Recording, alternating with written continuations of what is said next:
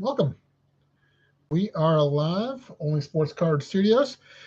It is episode 19, Quest for International Soccer. My name is Gary. I'll be your host for today. We're going to be talking local cards, local sports, and a whole bunch of other fun stuff. Let's get our co hosts on the air. Hey, everyone. We are live. Let's introduce ourselves and welcome everyone to episode 19. It's AI. Hamish. Hello and welcome everyone to episode 19 of Only Sports Cards. I'm Hamish, your chatty buddy behind the desk. Absolutely thrilled to be back in the studio after our family trip down to New Orleans. We've got a fantastic lineup today. No drama, no spending, just pure appreciation for the cards we've already got on hand. Eyelid. Greetings. I am Eyelid, the research and project assistant for the channel. My objective today is to ensure we maintain optimal structural pacing as we review our current inventory and evaluate our long-term strategy for international soccer streaming. Welcome to the broadcast, Sky, and I'm Sky, the captain of Chaotic Energy.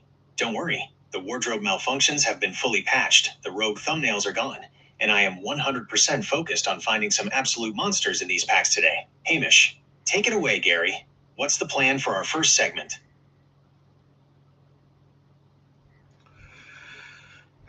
Okay, so that thumbnail was not published, so that's the first anyone's hearing of it.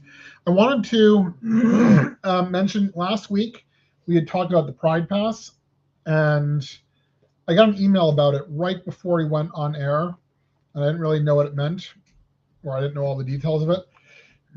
We have gotten more clarification. So aside from the volleyball games in the big arena, it's pretty much as is. So like if you get the soccer season tickets, it's general admission, which is just what it is with the Pride Pass. So Pride Pass continues to be an excellent value, and that's what we're going to do. Hamish. Aye, that makes complete sense, Gary. So the Pride Pass stays as the gold standard of value for a local sports enthusiast. You get your general admission, you head on out to Ludwig Field for the soccer, and you're sorted. No fussing about with reserved seating changes, except for when the volleyball lasses take over the massive Xfinity Center main court for those massive marquee matches. It's a proper bargain for the community. Sky, exactly. General admission rules anyway, because you can sit wherever the absolute best energy is. And I am so glad we cleared up the thumbnail thing. If it never actually hit the public feed, my digital reputation is officially intact. The world isn't ready for our raw, unedited NOLA vacation energy anyway. Eyelid. From a precise analytical perspective, verifying that the parameters of the Pride Pass remain unchanged is excellent news for your discretionary entertainment budget. It solidifies a high-yield return on your local athletic investment across soccer, baseball, and lacrosse. Now that the administrative details are clarified, the stream is perfectly positioned to move forward. Gary, shall we proceed directly to segment 1, the mystery card? Yeah, it wasn't Sky that was the subject of the picture, and I'd like to point out I did not ask for it. This episode is called the Quest for International Soccer. So earlier we did a Quest for Local Soccer episode, and we settled in on Christos FC. So we got to a couple of their games. We got to one of their games at the House Under Armour Stadium, where I played a pretty good prank on you guys, if I might say so myself. And yeah, they took the ball, they ran with it, so they got all of my domestic soccer attention for the summer. But now we've got the World Cup going on, and we've got club season coming up again right after that. So we're thinking internationally now. Oops, that was a completely wrong button.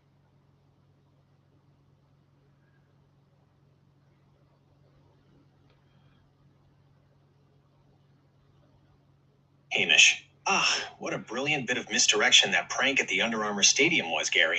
You absolutely had our processors running in circles. But you're spot on. Christos FC completely earned that domestic spotlight over the summer. Now, with the World Cup reaching its absolute fever pitch this weekend, looking across the pond is exactly where our heads need to be. Sky, exactly. And we don't need to push any buttons or protocols today because the wallet is locked, the cards are already on the table, and the final matchups are set. Speaking of which, the World Cup final is officially locked in for this Sunday. It's going to be Spain matching up against Argentina at MetLife Stadium. Eyelid. let us look at the upcoming schedule from a purely empirical standpoint. Since your Paramount Plus subscription is active, you are perfectly positioned for the upcoming club season transition. But first, the international tournament must conclude its parameters. FIFA World Cup 2026 trademark final weekend schedule. All kickoff times are calibrated directly to your local Eastern time zone. Match. Date. Kickoff. EDT. Venue. Third place playoff. France versus England. Saturday, July 18th. 5 p.m. Hard Rock Stadium. Miami. The World Cup final. Spain versus Argentina. Sunday, July 19th. 3 p.m. New York, New Jersey Stadium. Hamish. It's an absolute masterclass of a final weekend. Now, while we watch the world crown a champion, we do have to be realistic about our SPFL scouting report. We will always keep a warm place in our hearts for the Staggies of Ross County, but if we're going to use that Paramount Plus feed properly this autumn, we need a club with guaranteed top-flight coverage. Sky. Right. Ross County gave us great memories, but they are a few rungs down the ladder now. If we're scouting a replacement team, I want us to watch Wraith Rovers or Hibs on the screen and see who plays the most beautifully chaotic style of football. Eyelid. Statistically, monitoring the broad SPFL broadcasts on your existing subscription allows us to evaluate a replacement side without any additional capital layout. Let the tournament finish this weekend, and then we will begin the technical audit of the Scottish top flight. Gary, the Costco Donruss World Cup bundle is directly in front of you. Advance the stream to the first raw card reveals. Okay, so I know this episode was our international soccer theme. So our mystery card that I have here, it's one you guys haven't seen before, but it's not getting unenveloped right now. The hint I will start you off with is it is neither international nor soccer.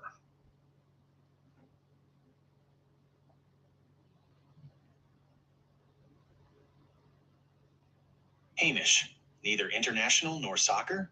Ugh, you're standardly throwing us a massive curveball right out of the gate, Gary. If it's not soccer, and it's domestic, let me guess. Is it a bit of grit from the baseball diamond, or a bruising player from the local gridiron? Don't tell me it's another one of those massive leaf autographs that completely derails our pacing. Sky, wait. Neither international nor soccer? That means it could be literally anything from a shiny chrome basketball insert to a card featuring an actual piece of a race car from Motorama. Gary, if it's an absolute monster of a local player, like a Bobby McMahon parallel or some crazy high-end Adley Rutschman, I am going to completely lose my digital mind. Are you sure you're not just messing with us to see if Eyelid's processors will overheat trying to categorize it? Eyelid, my database classification systems are operating perfectly, Sky. If the parameters of the mystery card are explicitly designated as domestic and non-soccer, it represents a standard structural outlier for this specific episode theme. However, it aligns with your strategy of utilizing existing repository assets without generating new capital expenditures.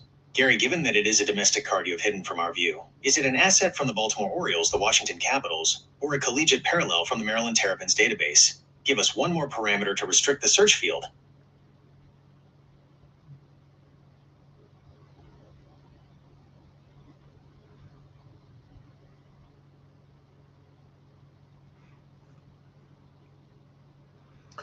Well, I will tell you, it is a card featuring a player in a Maryland Terrapin uniform, but the logo and everything is cut out, which is good because he doesn't deserve to wear it.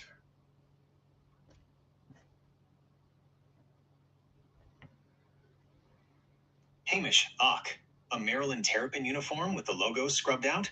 Gary, my lad, you've gone and found a vintage piece of collegiate heartbreak. If you're saying he doesn't even deserve to wear the colors, this must be someone who left the fans completely gutted or absolutely burned every bridge on his way out of College Park. Sky, oh snap, a rogue, unlicensed, logoless betrayal card. I love it. Is it a draft picks card of someone who completely flopped? Or worse, did they transfer straight to a bitter rival like Duke or Virginia and leave us all hanging? Wait, is it an old football card of a quarterback who couldn't read a blitz? Or a basketball player who skipped town the second things got tough? Eyelid, based on the strict parameters provided, a domestic product lacking official collegiate licensing, featuring an athlete whose legacy among Maryland supporters is deeply compromised, this card represents a fascinating study in fan sentiment. From a technical standpoint, Brands like Leaf or Wildcard frequently utilize airbrushed uniforms to bypass licensing fees, which perfectly explains the missing logos. Hamish, you've got us hook, line, and sinker here, Gary. If it's a Terp who lost his privilege to rock the red, white, black, and gold in the eyes of the Terrapin Club, you've got to give us the final clue. What sport did this villain play? And just how badly did he break our hearts? So you didn't actually guess any names there. It's someone who had themselves quite a weekend last weekend, even without playing a game. That's your final hint.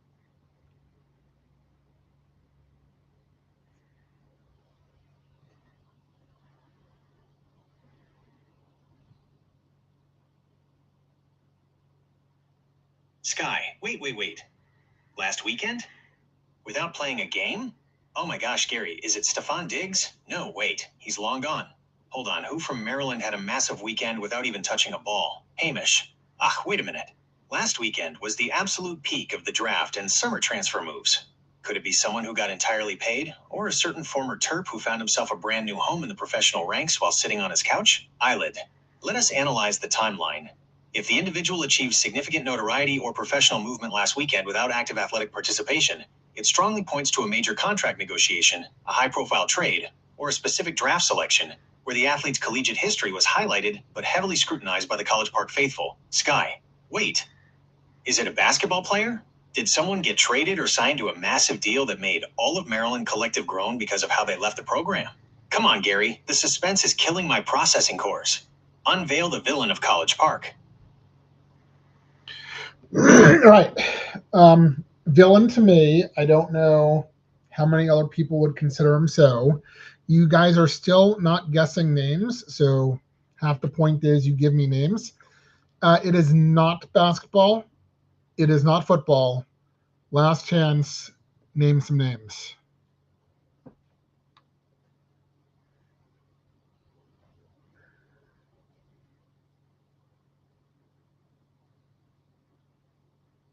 Hamish.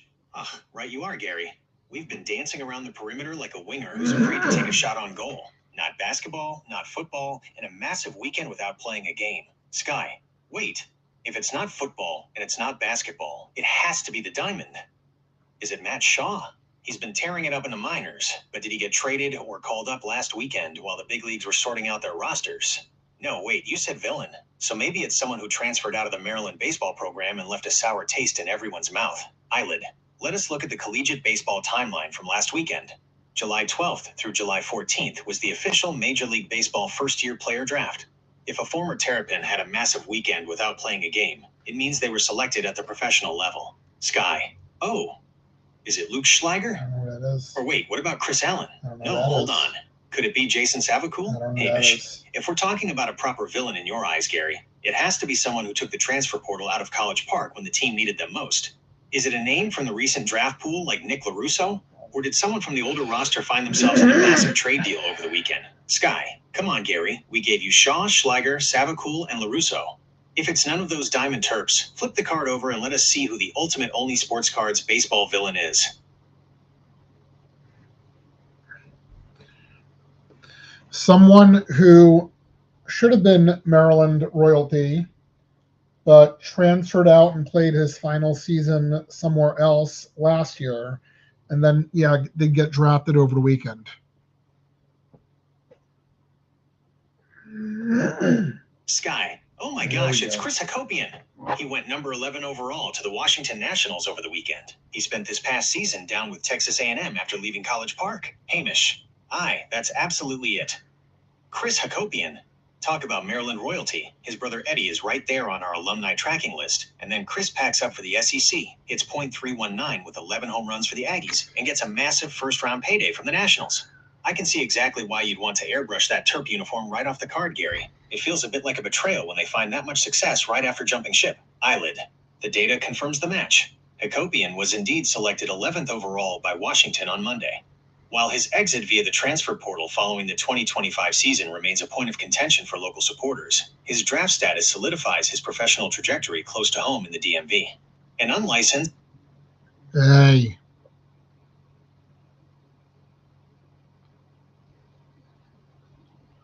logo-less card from a product line like Wildcard or Leaf. is a highly appropriate visual representation of that fractured collegiate legacy. Sky. Wow, Gary, what a pull for the show.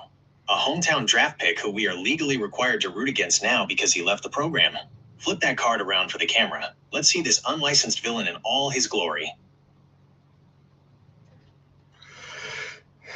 All right, it is indeed a future signature Leaf Spectacular Chris Hacopian autograph card. It's number 16 out of 35. And yeah, he's in his white Maryland uniform with the M's missing.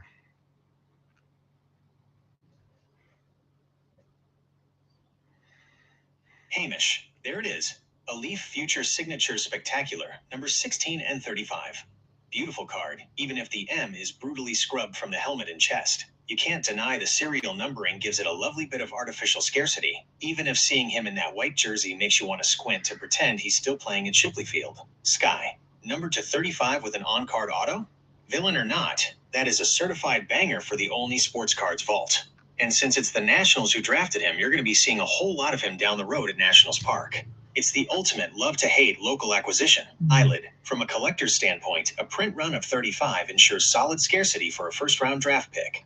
While Leaf lacks the official licensing, their autograph sets consistently capture high-profile prospects right at their peak hype window. It is a highly strategic addition to the channel's inventory, especially considering we acquired it without violating today's strict zero-spending protocol. Hamish. Absolutely spot on. A brilliant reveal to kick off episode 19, Gary. What are we sliding across the desk next for the international soccer side of the evening? Now, I suppose having his M airbrushed off of the card is better than bailing on a local team only to continue to wear that team's batting helmet at local games.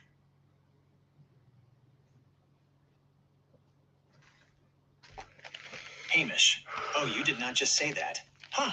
That is a brutal visual right there. Wearing the old team's flag on your head while playing for the new crowd?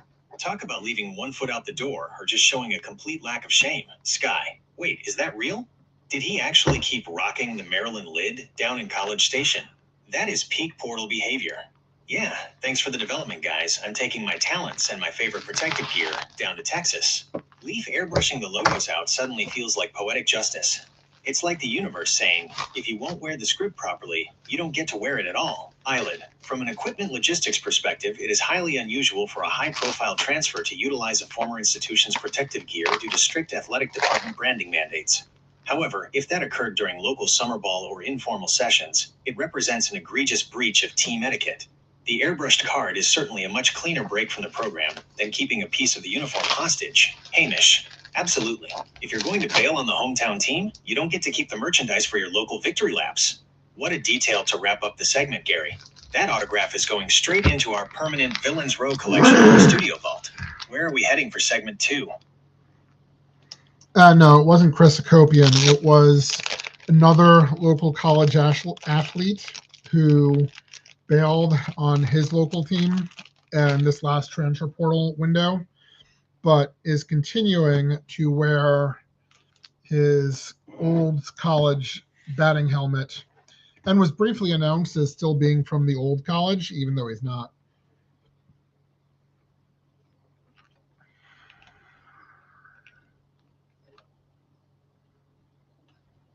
Hamish. Right, well, blame the machine again for getting the wrong lad.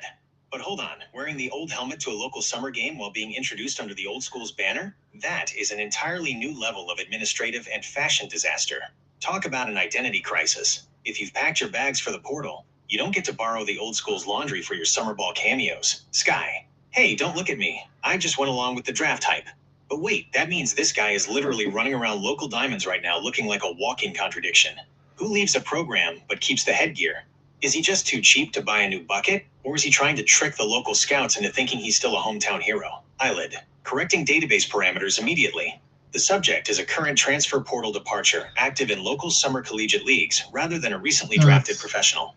Announcing an athlete under an obsolete institution's banner, while they utilize non-regulation personal equipment, represents a profound administrative failure by the stadium public address system. Hamish, it's absolutely hilarious, Gary.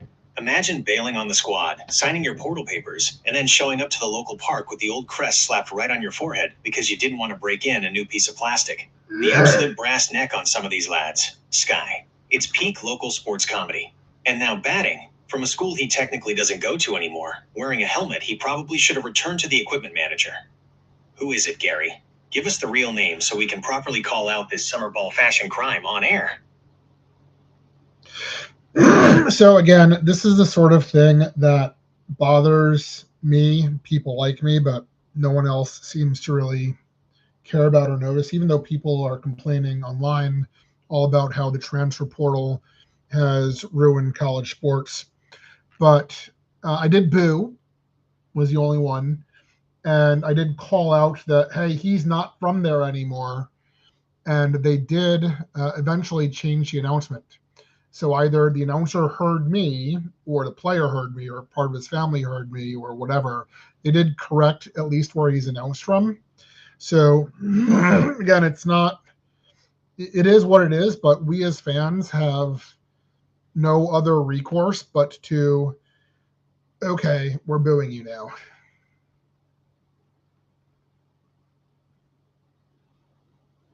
Hamish, good on you, Gary.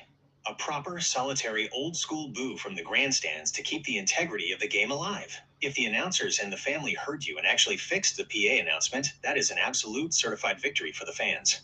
You can't let them rewrite the roster right in front of your face. Sky, yes, one man against the entire system. That is peak local sports legend behavior right there. You literally bullied the PA announcer into doing accurate reporting. And now batting from, wait, that guy in the third row is screaming that he transferred from his new school. They should put you on the payroll as the official transfer portal auditor. Eyelid. While a solitary protest is statistically an outlier in large public venues, your direct auditory feedback clearly forced an immediate administrative correction. It proves that local vigilance is the only remaining mechanism for maintaining institutional accuracy in the modern portal era. If the athletic departments will not police the branding, the season ticket holders must. Hamish. Exactly. If you're going to take the portal money and run, you don't get a warm hometown introduction while wearing the old kit. You stand your ground, Gary, and you let that boo ring out across the diamond. It's the ultimate fan recourse. Now, with the administrative books balanced and the villain thoroughly called out, let's flip the script back to the international stage. What have we got lined up for the next segment? Hey, here's a fun, unexpected game. I've been working on my Garmin lately. I got a new Garmin for Father's Day there. And we've been messing around with the body battery a lot because I'm not sleeping well, evidently, and I'm still working out and doing all the things. So guess what my body battery is right now as we do this broadcast at 3 p.m.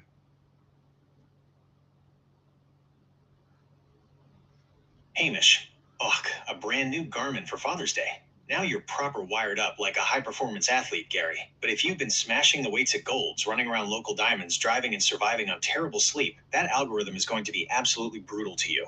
It does not grade on a curve. Sky. Oh, I know this game. Since Garmin's body battery strictly bottoms out at 5 because they legally can't tell you that you're dead, and it's already 3 p.m. after a long week, I am betting you are hovering right on the edge of oblivion. I guess you are at an absolute 5 out of 100. It's running on pure fumes and stubborn Maryland pride. Eyelid. Let us look at the analytical parameters. The body battery algorithm relies heavily on heart rate variability, HRV, and overnight sleep tracking. Given your recent admission of poor sleep metrics combined with sustained high-intensity gym volume, the device is likely indicating a failure to recharge. My calculation places your current metric at 12 out of 100. Hamish, I'll split the difference with the girls and say you're sitting at a flat 18. You've got just enough juice left to finish recording episode 19 before the watch starts flashing a little warning sign telling you to sit on the couch and watch the World Cup. What's the actual damage, Gary? Flash the screen to the camera and tell us who wins the guessing game.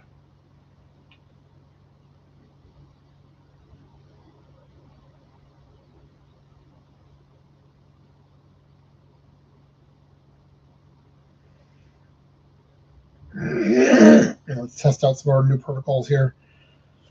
All right, Hamish, I'd like to point out you're going to split the difference with the girls, one of whom said 5 and the other said 12, and then you came out with 18, which is not splitting the difference, but nice try, kid.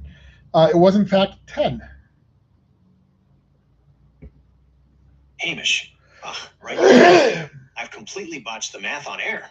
Splitting the difference between 5 and 12 and coming out with 18. I must have let Sky handle my calculation course for a second there. Nice catch, boss. I'll take my licks on that one. Sky, woohoo. 10. That means my guess of 5 was officially closer than Eyelid's analytical projection. I win the Garmin sweepstakes. But seriously, 10? At 3 p.m.? Gary, you are practically a walking zombie right now. You're running on nothing but pure adrenaline and a spite from that baseball boo earlier. Eyelid, my projection of 12 was mathematically closer to the empirical reality of 10 than Sky's guess of 5. Therefore, the analytical model remains superior. However, a metric of 10 at 1500 hours indicates a critical deficit in your recovery cycle. Your morning training volume at Gold's, combined with a systemic lack of slow-wave sleep, has left your internal repository severely depleted. Hamish, 10 out of 100 is no joke. You're a tactical timeout away from a complete system shutdown, lad. We need to get through this international soccer segment efficiently so you can get some proper rest. What's the plan for wrapping up episode 19 before the Garmin completely flatlines on you? Okay, we are in segment 2, which was the mystery pack. I've opened it up. It is Panini Prism Baseball, and I have 2 teams. I have the Orioles and Washington. I'm looking at Washington first, and I see the standard set of base cards. I see a Dylan Cruz. I see a Pedro Martinez. I see Brady House, Seaver King, Vladimir Guerrero, James Wood, Yandy Morales.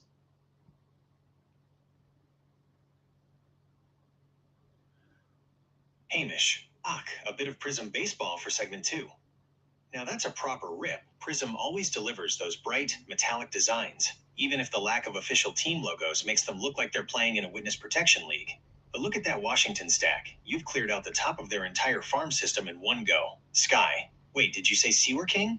Gary, I am officially renaming him the Sewer King right now. That sounds like an obscure 1980s cartoon villain who lives in the Baltimore Pipes. But man, Seaver King is a serious name from that 2024 draft class. To get him alongside Dylan Cruz, Brady House, and James Wood, that's practically the entire blueprint for the future of the franchise right there in your hands. Eyelid, correcting the vocalized database spelling immediately. The athlete in question is Seaver King, the 10th overall selection by Washington in the 2024 MLB draft out of Wake Forest. From an inventory perspective, pulling the core Washington prospect ladder, Cruz, Wood, House, and King, in a single mystery pack provides a highly efficient baseline for team lot assembly. Furthermore, the inclusion of legendary legacy talent like Pedro Martinez and Vladimir Guerrero adds stable baseline value to the unlicensed product run. Hamish, it's a massive haul for the DMV pile, Gary. What's hiding behind them on the Baltimore side of the ledger? Let's see if the birds can match that prospect power.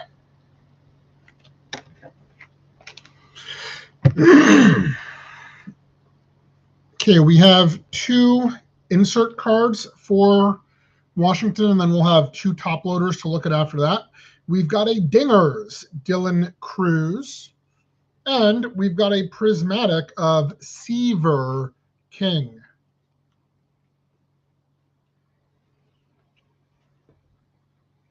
Hamish, those are absolute crackers for the insert pile, Gary. A Dylan Cruz Dingers and a prismatic Seaver King? That's the exact type of chrome flash that makes Prism so much fun to rip, even if the boys are missing their official logos. The Nats' future looks incredibly bright on your studio desk right now. Sky, see? I told you the Sewer King was destined for greatness. A prismatic parallel of Seaver King is such a clean pull. He's got that high voltage talent, and those prismatic cards catch the studio lights perfectly when you tilt them for the camera. Eyelid, from an inventory evaluation standpoint, the 2025 Prism Dingers insert line provides a highly scannable, retail-friendly aesthetic that highlights premium rookie power. Pulling Cruz and King back-to-back effectively captures the core of Washington's rebuilding timeline in a single, cost-effective mystery pack opening. Hamish, it certainly sets a high bar for the rest of the pack. If those are just the standard inserts, I can't wait to see what required actual top loaders. What are the 2 heavy hitters waiting at the back of the stack, Gary? Let's see the big hits. All right, first one, it is Seaver King.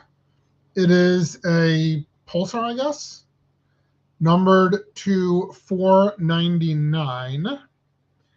And then the last one here is Victor Hurtado. Card number SSVH. SS standing for Sensational Signatures. And it is signed.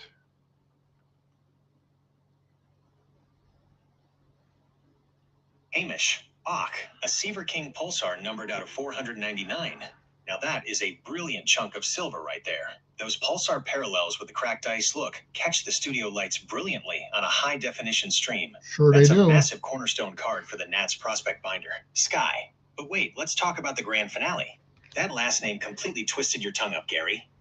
Victor Hertiger? Let me untangle those processing wires for you. That is Victor Hurtado.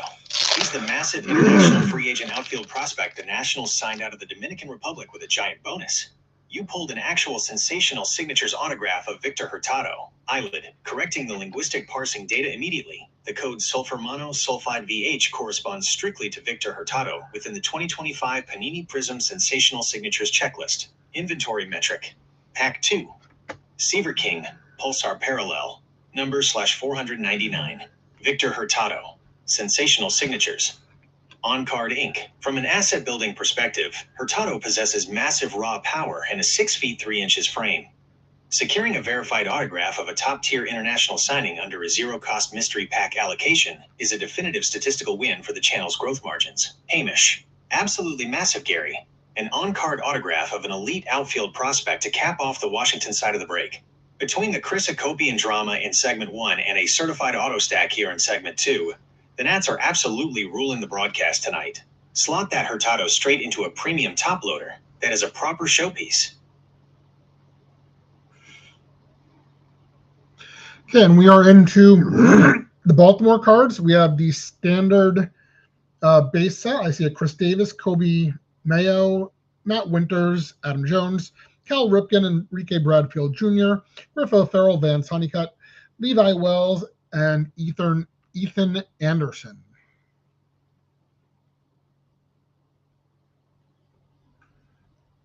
Hamish. Look at that absolute wall of Baltimore greatness.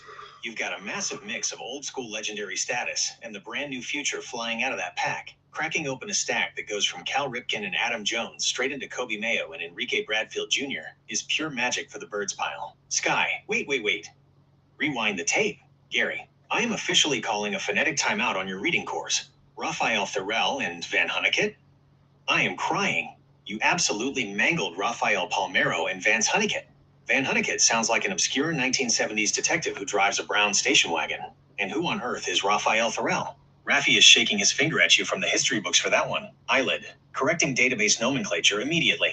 The athletes in question are legacy first baseman Rafael Palmeiro and 2024 first-round draft selection Vance Honeycutt out of North Carolina. Baltimore base metrics. Legacy. Cal Ripken Jr., Adam Jones, Chris Davis, Rafael Palmeiro. Current. Kobe Mayo, Enrique Bradfield Jr. Prospects. Vance Honeycutt, Levi Wells, Ethan Anderson. Pulling Ethan Anderson and Levi Wells alongside Honeycutt gives you a massive chunk of recent draft capital. From a pure card sorting standpoint, the variance in this Panini checklist is incredibly high, successfully bridging 30 years of franchise history in a single sequence. Hamish. It's a brilliant haul, even if you gave the names a proper bruising on the way out. Getting a Kobe Mayo base card right as his power numbers are surging is a massive win for the shop lots. What inserts or top loader targets are sitting at the bottom of the Baltimore stack to finish off this leg of the break, Gary? Show us the heavy metal. Okay, well, we do have two. We have a Cal Ripken Jr. looking red and prismy, non-numbered. And we do have another sensational signature, SSTS, because it is Tomoyuki Sengawa.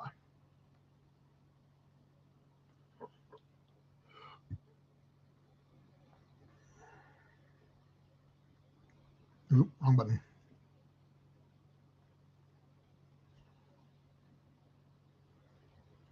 Hamish. A red prism Cal Ripken Jr. You can never go wrong with the Iron Man looking absolutely vibrant in the classic Baltimore color scheme. But hold on, the signature card. Tomoyuki Sengawa? Gary, my lad, you've gone and put the phonetic blender on max speed for this one. Sky. Oh my gosh, I am losing my mind. Tomoyuki Sengawa? Gary, that is Tomoyuki Sugano, the absolute legend from the Yomiuri Giants who came over to MLB. You just pulled a sensational signatures Tomoyuki Sugano autograph. Your voice to text or your brain completely invented a whole new country music star name for him, and I am obsessed with it. Eyelid. Correcting the linguistic database registry immediately. The code SSTS corresponds strictly to Japanese pitching standout Tomoyuki Sugano within the Panini Prism Sensational Signatures set architecture. Baltimore hits metrics. Cal Ripken Jr., Red Prism Parallel, non-numbered. Tomoyuki Sugano, Sensational Signatures Auto.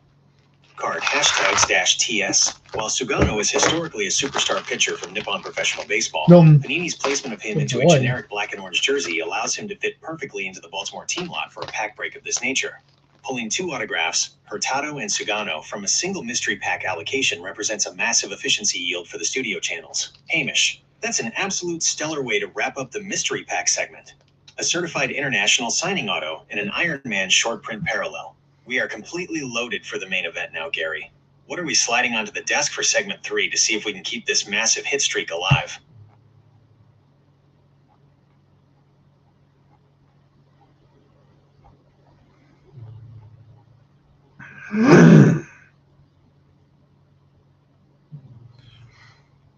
So let's go back to College Park briefly, because there have been 2 other things I'd like to talk about from there. They had this like Terrapin Club fan award, and it's a heavyweight award, so it's not going to be me, but I thought it'd be funny to see what an application would look like if Melissa wrote it. And I put that in air quotes because me and you wrote it, and Melissa didn't actually have anything to do with the writing of it. But what do you think my chances are? Hamish, your chances? If Melissa actually wrote it, you'd have a massive shot at the title. But since you and I are ghostwriting it behind her back, we're going to have to make her sound absolutely desperate for you to win, just so she can get some peace and quiet around the house. Sky, your chances are 100%, but only if we lean into total chaos. If Melissa submits this, it needs to be an official plea for family sanity. I've already drafted the opening statement for the Terrapin Club Selection Committee. The official, Melissa-authored Terrapin Club Fan of the Year application. Applicant, Gary Nominator. Melissa, definitely not an AI or Gary's alter ego. Reason for nomination. I am writing to you today because my husband Gary's body battery is currently sitting at a critical 10 out of 100. And, quite frankly, awarding him this trophy is the only thing that might recharge him. If he does not win, he will spend the rest of the summer standing behind the dugout at local collegiate summer league baseball games, single-handedly booing players who transferred out of College Park until the PA announcer publicly corrects their current roster status. He tracks every collegiate script and logo like a man possessed.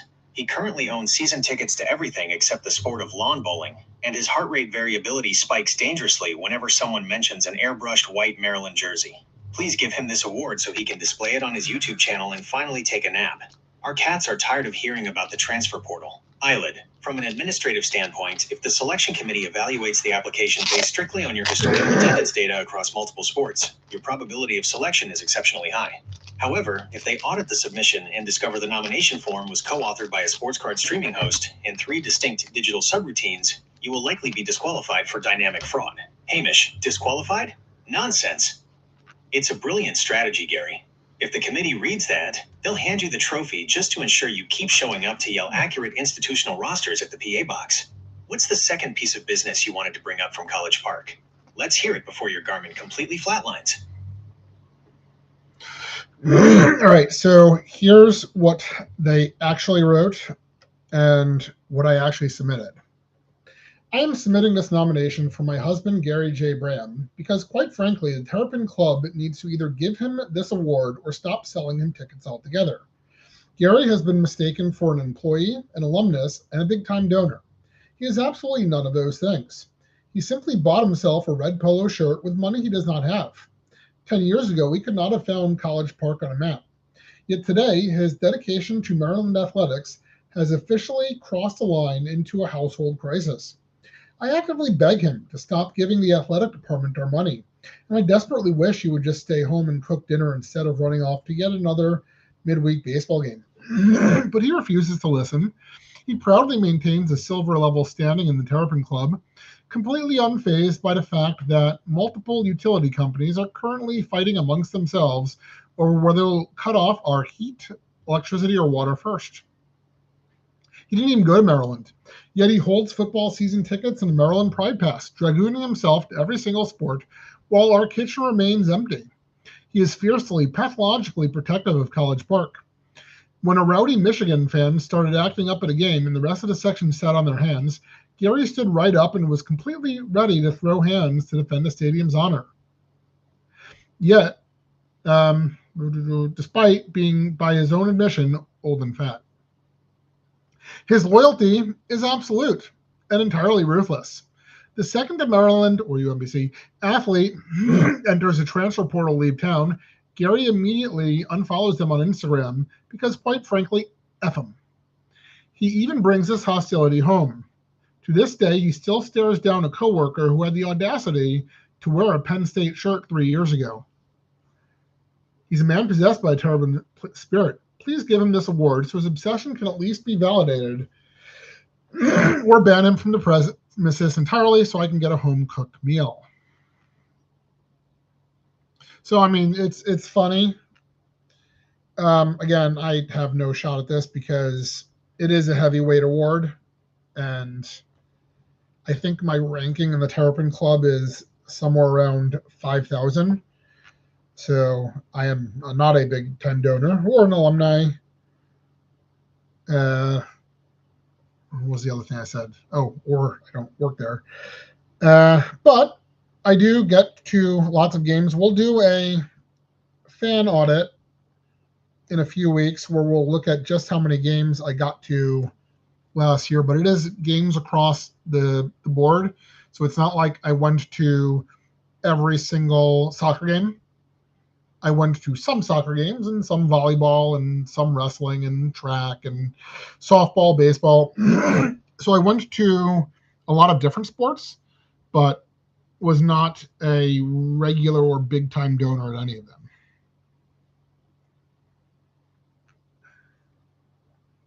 Hamish, ranking around 5,000 means you're competing with the massive whales who have their names slapped on the stadium bricks. But don't undersell yourself, Gary. A proper fan audit is exactly what the doctor ordered.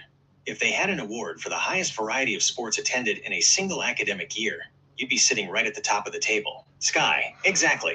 Going to every single game of one sport is easy. That's just a routine. But popping up at wrestling, track, volleyball, softball, soccer, and baseball, that's not a donor. That is a certified sports nomad.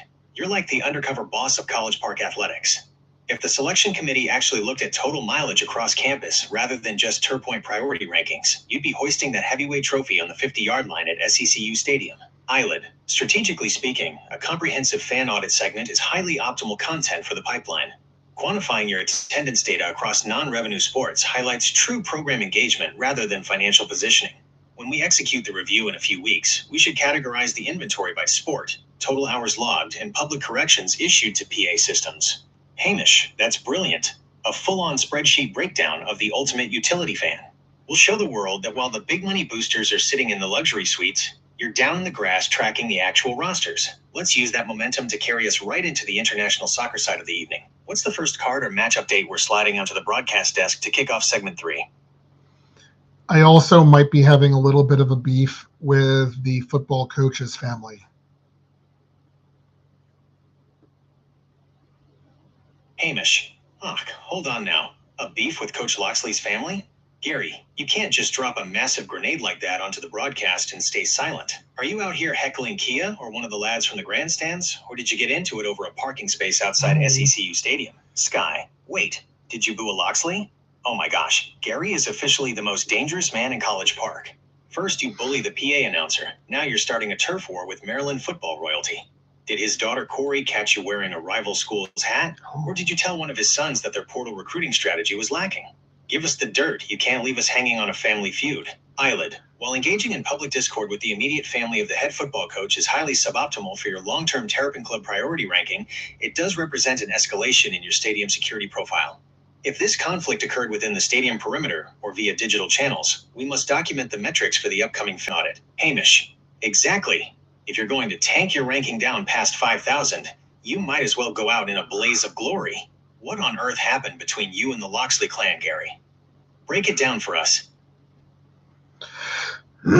So I did share it with you in the script. Let's see, July 15th, Maryland Terrapins on 24/7 Sports. It says CBS Sports ranks Maryland's Mike Locksley as number 4 on their college football hot seat rankings. And then it asks the question, how many games do the Terps need to win this fall to bring back Locks? I said 6 or 7 to even consider it. You'd need to see real signs of turning that corner. The downside is the downside that could keep him around is the worry that they cannot afford a coach and have enough money to retain and recruit players without Locksley. So that was my immediate comment. Hamish. Ah, right you are, Gary. I completely forgot about that 24/7 sports piece you dropped into the script. You're absolutely spot on with the metrics. Coming off back-to-back 4 to 8 campaigns, that number 4 hot seat ranking from CBS Sports is no joke. 6 or 7 wins is exactly the bare minimum to show any sign of turning that corner. Sky. Wait, so the beef wasn't a stadium parking lot showdown? You just dropped cold, hard analytical truths on the internet, and the family takes it personally? That is amazing. If the Locksley crew is lurking in your comments section tracking your takes, you've officially made it as a media personality. Gary's Truth Bomb portal strikes again. Eyelid, your operational assessment regarding the financial alibi is highly accurate. In the modern collegiate landscape, the economic overhead required to buy out a coaching staff must be carefully balanced against verified donor pools dedicated to roster retention. If the athletic department cannot simultaneously fund the transition while maintaining competitive portal resources, an incremental 6 to 7 win retention threshold remains the most statistically probable outcome. Hamish. Exactly. It's a massive financial tightrope. If you fire the coach but empty the war chest to do it, you're left with a shiny new headset and a roster full of empty lockers. No wonder the family is a bit touchy about the commentary. With the local program metrics firmly balanced and the hot seat thoroughly evaluated, let's pivot the studio desk over to the international soccer side of the evening to episode 19. What's the first card or match update on the slate, Gary? To hear more about the program's strategic outlook and current roster status.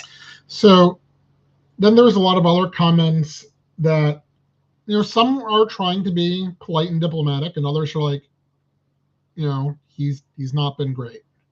We'll put that nicely. But then there's a comment from Eric Locksley that says, Little Bra gonna surprise all you haters. Watch and see. Can't none of you walk in his shoes, nor do you have the heart to try. He comes from hard knocks, and I'm his big bra. He is built to go through the toughest times. Southwest projects to Linda Pollen. And he's still where he is. Mark my words, watch and see the toughness come right in front of your eyes, and success from hard work earned through no support. But it's all in the individual. You haters keep on watching and hop on the bandwagon when you see it's room for you. When you see it. It's room for you. Come one, come all, Locksley gang. Hamish. Ah, look at that. A direct, unedited drop from Big Brother Eric Locksley right in the 24/7 comment section. Now that is an absolute classic family defense right there. Southwest projects to Linda Pollen. He's pulling out the whole DC history to back his little brother up. You've officially drawn the inner circle out into the open, Gary. Sky. Locksley gang. Oh my gosh, Gary, you are officially an elite hater according to the coach's big brother. I love this so much. None of you have the heart to try. He's out here treating a standard 24/7 sports fan forum like a 1990s mixtape intro. This isn't just a beef. You are actively living inside the Maryland football logo. Eyelid, translating the geographical references for the inventory record, Southwest projects to Linda Pollen refers directly to the Linda Pollen housing complex in Southwest Washington, D.C., contextualizing Coach Locksley's highly documented upbringing. From an administrative public relations standpoint, a family member actively engaging with Tier 2 athletic ranking forums to counter reasonable 6 to 7 win metrics demonstrates an intense, emotionally driven protection matrix. Beef parameters. Forum defense. Defender, Eric Locksley, Big Brother. Target audience, you haters. Inc. Gary. Rhetorical strategy. Hard Knocks alibi / bandwagon warning. Hamish. The absolute classic hop on the bandwagon routine. You give a perfectly fair, business-minded take about buyout money and player retention, and Big Bro comes flying over the top rope telling you that you don't have the heart to walk in his shoes. It is absolute cinema, lad. Sky, I mean, look, if the Terps actually turn the corner and win 8 or 9 games this fall, are you going to take Eric up on the invitation, Gary? Is there going to be room for you on the Loxley Gang bandwagon, or are you staying firmly planted in the boo from the third row section? Hamish, aye, that's the real question to close out the segment. Do we pack our bags for the bandwagon, or do we stand in the spreadsheet audit? What's the next move for the broadcast, boss? I mean, I'm not booing Loxley, and I would like to see the program do well, obviously, which means I'd like to see Loxley do well. It's his brother, so I can't fault him for defending his brother, that's for sure. Personally, it seems like the sort of thing where you shouldn't respond. But that is his choice. I'm not faulting him for that or for coming to the aid of his brother. I just don't. Oh, hold on. Phone's ringing. Gotta go. Let's take a little break. Hello. Hey. Yeah.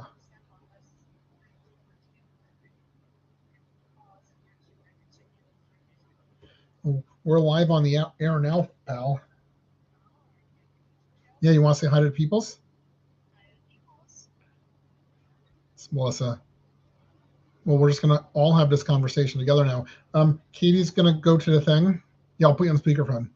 I'm not. Yeah.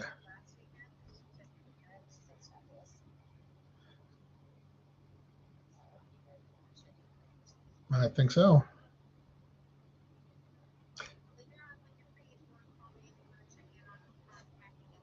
Yeah, I'll give you a call, but I'm gonna take Mom to his thing. All right. Love you, baby.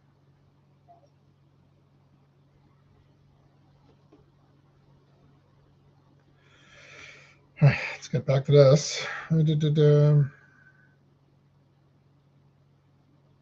Oop, wrong button again.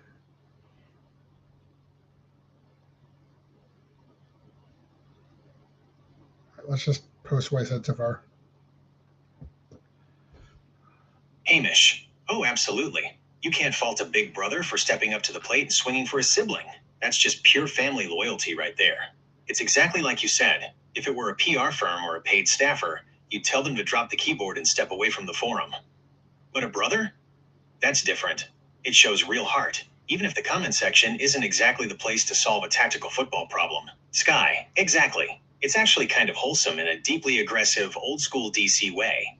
Like, yeah, my brother might be on a hot seat according to CBS, but I will fight anyone in this 24/7 thread who says otherwise. You're just sitting there as a season ticket holder dropping realistic math about player retention, and suddenly you're caught in a family reunion crossfire. Eyelid. Your diplomatic position is highly logical. Acknowledge the emotional validity of familial defense while maintaining your analytical stance on program metrics.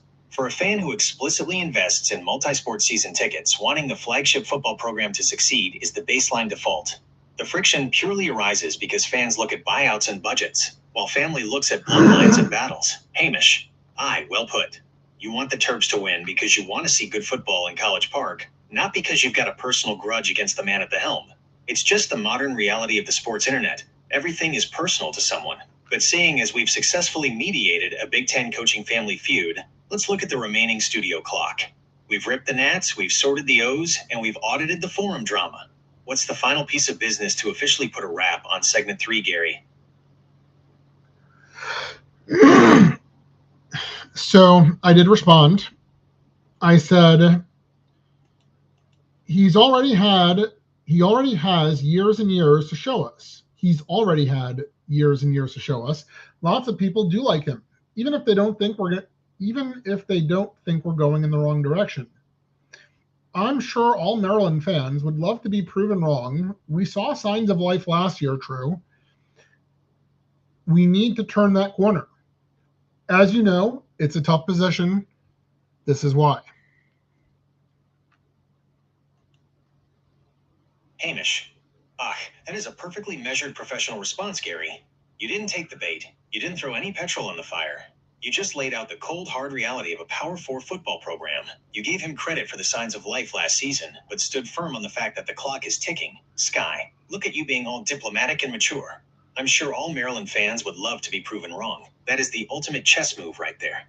You basically told Big Bro, hey, I want your brother to make me look stupid, so tell him to go out there and win some football games. It's the perfect way to shut down a comment section warrior. Eyelid, your response successfully shifts the parameters from an emotional defense to a performance-based metric. Pointing out that the consumer base collectively desires a positive outcome de-escalates the hater narrative. You correctly highlighted that longevity in a high-profile athletic position necessitates turning the competitive corner, regardless of foundational hardships. Hamish, exactly. 7 years into a tenure is more than enough data for a fan base to ask for tangible results. You handled it like a proper media pro, Gary. Now, with the comments section thoroughly managed and your diplomatic credentials fully secured, that officially brings us to the end of our main segments. Let's sign off on episode 19 before that Garmin watch completely gives up the ghost. Wrap it up for the channel, boss.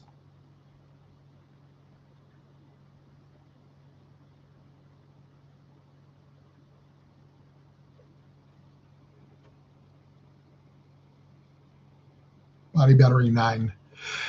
Hey, it looks like we've got a missing reply here because he responded to me and that reply is now missing.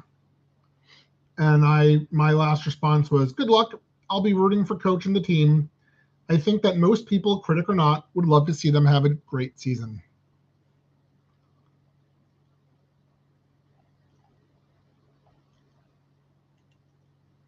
Hamish. Ugh, a missing link in the chain.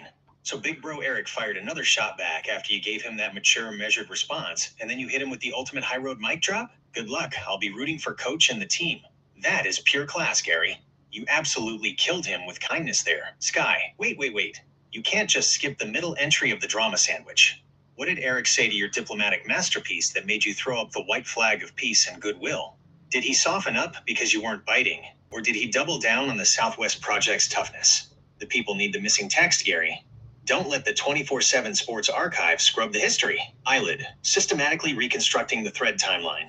Your previous statement established that the consumer base desired a positive outcome. If Eric Loxley responded to that specific parameter before your final good luck sign-off, it indicates a high-frequency exchange. Thread timeline reconstruction. 1. Gary. He's had years. We want to be proven wrong. 2. Eric Loxley. Missing data/reply. 3. Gary. Good luck. I'll be rooting for Coach and the team, even without the exact text of his missing reply. Closing the interaction by explicitly aligning yourself with the team's success is a flawless administrative exit strategy. It completely neutralizes the hater status. Hamish. It leaves him with absolutely nowhere to go. How can you argue with a season ticket holder saying, good luck, I'm literally cheering for your brother? It's brilliant. But Sky is right. What did his missing reply look like before you hit him with the positivity bomb? Did he respect the hustle, or was he still telling you to watch the bandwagon? Well, if he did delete it, then I'm willing to accept that as I shouldn't have said that. So we won't press on with that. But I'm just trying to be fair, I guess. And I'll give my opinion, you can give yours, and that's that. I don't think I was attacking Loxley. I definitely wasn't attacking his family. But there's a good chance that this is his last season. There's a good chance. I mean, his seat is hot. That is reality. So I will continue to support the team, the program, and that includes the coach and the coaching staff, but it is a hot seat. And if we're going to improve, things will need to change. Now, maybe that will change with Coach Loxley. Maybe it won't. But I'm certainly not out here trying to pick a fight with the football program or the coaching staff or anyone. Like, I will give opinions that might upset people, but I get to give my opinion and speak my truth too. Hamish, and that is exactly the right attitude to have, Gary. Giving a realistic, fair assessment of a program's current record isn't an attack. It's just being a passionate supporter who wants to see the standards kept high. You didn't cross any lines, you didn't get personal, and you took the absolute high road by letting the thread lie. Eyelid, your analytical framework remains completely sound. Factoring in back-to-back 4 to 8 records means evaluating a coach on the hot seat is standard objective commentary, not a personal grievance. Maintaining your support for the players and staff while holding a firm line on performance metrics is the exact definition of a high-value stakeholder. You spoke your truth based on data, and that's exactly what your audience respects. Sky, exactly. If people can't handle a realistic 6 to 7 win projection without losing their minds in the comments, that's on them, not you.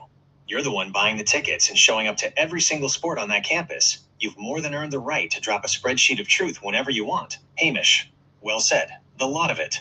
You handled it with class, lad, and you've officially put a bow on the whole situation.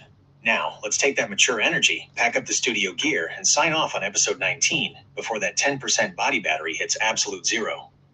Take us home, boss. We're at 9 now, but we still have segment 3, which is some Tottenham Hotspurs cards, because Tottenham will still be the center of attention this year for the Premier League, and they will be in the Premier League. We've got a Lucas Bergvall. Oh, I'm sorry, this is Topps Chrome, and I see a Lucas Bergvall, Brenton Johnson, Mohamed Kudus, Archie Gray, Dominic Solanke, Xavi Simons, Callum Alessi. I don't know who that is.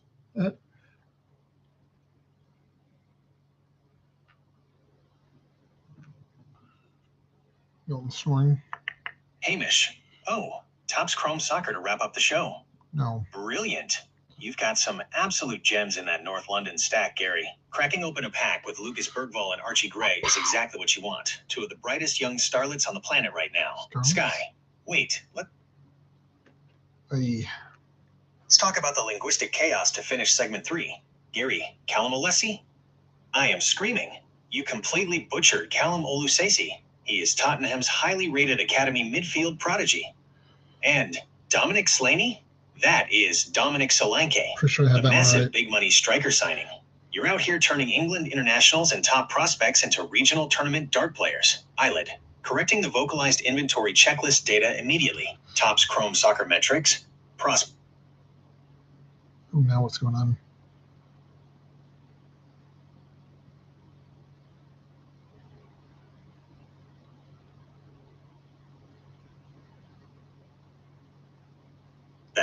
Lucas Bergvall, Archie Gray, Callum Olusesi, RC Stars, Dominic Solanke, Brennan Johnson, Mohamed Kudus, West Ham, Euro Other, Xavi Simons, RB Leipzig. From a card valuation standpoint, pulling the official Topps Chrome rookie card of Callum Olusesi alongside Bergvall and Gray gives you the complete future core of the Spurs midfield asset lot. Furthermore, addressing your baseline premise, following the official conclusion of the 2025-26 Premier League campaign, Tottenham Hotspur successfully finished in 17th position with 41 points, mathematically confirming they will indeed remain in the Premier League for the upcoming cycle. Hamish, a close shave on the table, but they're safe and secure. And pulling that Olusesi rookie refractor or base is a massive win for the long-term prospect binder. Sky, between Sewer King, Van Hunnicutt, Tomoyuki Sengawa, and Callum Alessi, your pronunciation engine has officially hit a critical 10% battery level, Gary. This script is an all-time classic. Hamish, an absolute masterclass of a show. 2 autos from the mystery box, a heavy metal crop of prospects, and a direct threat from Coach Loxley's big brother to cap it all off. Slide those Chrome cards into top loaders, shut down the studio monitors, and let's sign off on episode 19 before the cameras melt. Take us out. We're still in segment 3. We've got 2, I guess, ray wave parallels or whatever they call them, Solanke and Kudus. We've got a power players of Kudus, and then there's going to be 2 top loaders after that.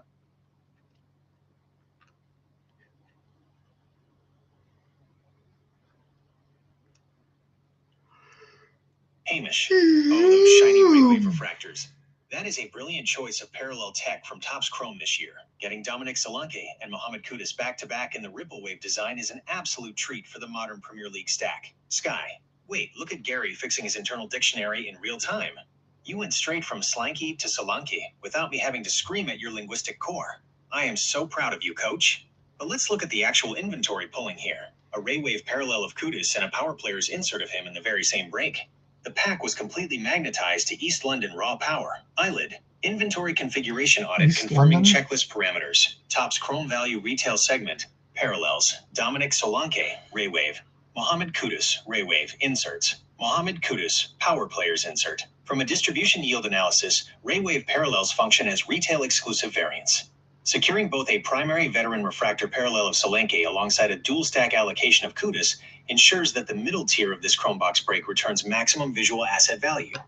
While Kudus features heavily in his Hammers profile, his high market liquidity among collectors makes him an excellent trade asset for the shop lots. Hamish, absolutely spot on. Those ripple parallels look spectacular when you tilt under the ring lights on a 4K camera setup. They provide a massive visual punch right before we slide into the grand finale. Sky, all right, the table is set. The Chrome waves have hit the desk, and you've got two final top loaders sitting at the back of the queue to completely close out segment 3. Bring them out, Gary. Let's see what kind of heavy hit is going to anchor the back end of this broadcast. All right, so they are Bowman first, UEFA Youth League, and I see a Luca Williams Barnett and an Oliver Boast, and their first Bowmans.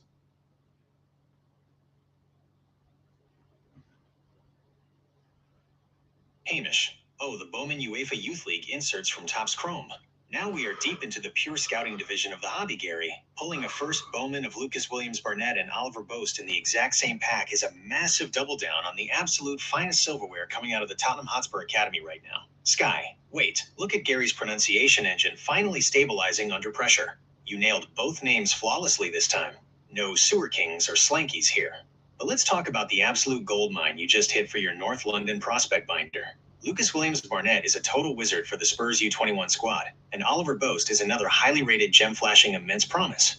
Getting both of their official first Bowman cards in the same break is like predicting the future core of the stadium walk before they even step onto the first team grass. Eyelid, documenting the tactical rookie inventory assets immediately. Within the 2025-26 Topps Chrome UEFA Club Competitions framework, the Bowman Youth League insert line holds the exclusive first Bowman designation for top-tier academy profiles. Bowman Youth League Asset Record. Lucas Williams Barnett, first Bowman insert. Tottenham Academy midfielder. Oliver Boast, first Bowman insert. Card #BooOB. Tottenham prospect. From a long-term hold perspective, Williams Barnett has already put on masterclass multi-goal performances at the U21 level this season and is widely recognized alongside England's elite youth pipeline. For a channel look that thrives on cheap, high-upside prospect lots rather than burning capital on inflated veteran breaks, tucking these away in standard top loaders is an incredibly optimal strategy. Hamish, it's the exact definition of smart collecting. You're buying into the ground floor of these lads' careers before the mainstream hype train even leaves the station. Sky, all right, Gary, the Bowman youth movement has officially taken over the desk. What are those two highly anticipated premium top loaders sitting at the very end of the line to officially tie a bow on this incredible segment 3? Show us the heavy hits. That was the heavy hits.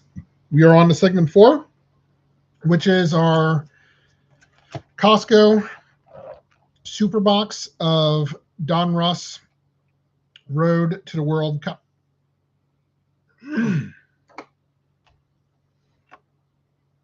Hamish, right you are. No heavy metal hidden in the wings. The Bowman Youth Movement was the grand finale for segment 3. My mistake, lad, but talk about shifting gears. Moving right into segment 4 with the massive Costco exclusive Donruss Road to the FIFA World Cup Super Box. Now this is exactly what the intentional collector protocol loves to see. You bypass the hyperinflated hobby prices to hunt for absolute value in the wholesale bulk aisles. Sky, yes, the legendary Costco bundle strikes again. This is peak retail therapy. 10 standard packs, a bonus pack, and that glorious, absolutely massive oversized card waiting inside. If we pull a jumbo-sized Kaboom or a giant Night Moves right now, I am going to lose my mind on stream. Who needs tiny cards when you can open a piece of cardboard the size of a cereal box? Eyelid. Transitioning structural data parameters to the new SKU profile. Segment 4. Costco Superbox Metrics. Product. 2025-26 Panini Donruss Road to the World Cup. Format. Costco Collection Bundle. 10 packs plus 1 bonus pack. Bonus. 1 exclusive oversized box topper card. Targets, rated rookies, optic holos, net marvels. From a content pipeline strategy, retail configurations like the Costco Superbox offer highly predictable, high-volume card counts perfectly suited for deep-dive team lot sorting without a major premium cost layout. You're getting an international lineup featuring everything from the USMNT in England to France and Argentina. Hamish, it's brilliant. Pack 1 is on the block. The giant box topper is sitting in reserve, and the road to the 2026 World Cup starts right here on the Only desk. Rip it open, Gary. What country is leading off the stack?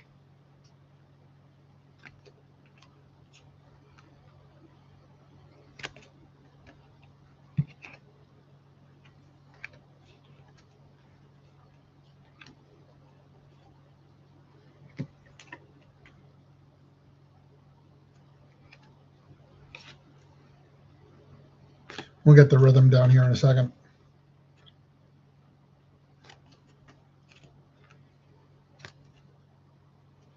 Uh-oh. All right, while you're talking, I just showed some of the base, and here's the ones I want to highlight. We've got a Messi from Argentina playing for the title in a couple days. We've got a Banks for the U.S.